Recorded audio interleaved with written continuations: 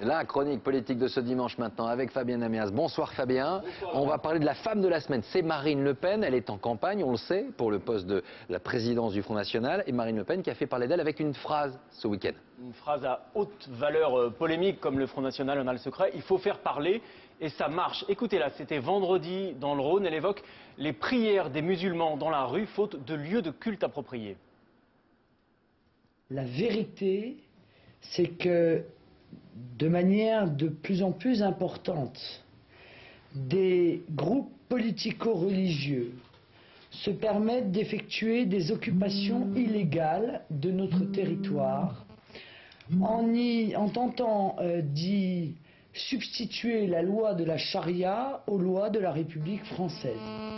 Alors Fabien, Marine Le Pen, elle dérape ou pas du tout? Non, pas du tout. Certes, elle veut dédiaboliser le front, mais sans s'affranchir totalement du fonds de commerce électoral qui a fait le succès de son père. Elle en a besoin pour prendre la direction du parti. Alors Fabien, il faut parler également de deux chiffres. Un chiffre, c'est d'abord un sondage, et puis un nombre de téléspectateurs pour une émission de télévision. Deux chiffres qui bousculent la classe politique. 27% d'opinion favorable dans le dernier baromètre Ipsos pour Le Point.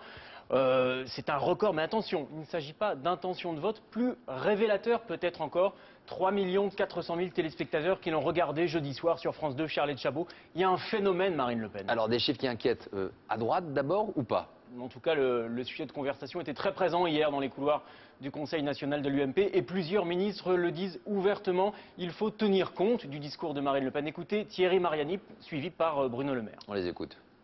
Je pense qu'il peut avoir un risque que certains se laissent séduire. La solution, c'est aussi qu'un parti comme l'UMP n'oublie pas son programme de 2007. Il faut être présent sur les thèmes d'identité nationale, sur les thèmes d'intégration. Le Front National est une réalité. Je crois que nous, ça doit nous obliger à apporter des solutions les plus concrètes possibles aux problèmes des Français. Il ne s'agit pas de rentrer dans des polémiques quelconques avec Marine Le Pen ou avec le Front National. Il s'agit de dire aux Français, vous avez des problèmes, on va apporter des réponses à vos questions. Voilà, durcir le ton, parler identité nationale, mais attention, à l'UMP, pas question d'alliance avec le Front National. Alors, inquiétude également à gauche face à ce populisme assumé? Il y a de quoi, en tout cas, car Marine Le Pen cultive le langage de la classe populaire. Il ne faut pas oublier qu'elle est élue sur des terres ouvrières dans le Nord, et ne pas oublier non plus que c'est un socialiste qui avait fait les frais de la performance de Jean-Marie Le Pen en 2002. Il s'agissait de Lionel Jospin. Merci beaucoup Fabien Amias, on vous retrouvera tout cela pour ce décryptage le dimanche soir. On repart à l'étranger, direction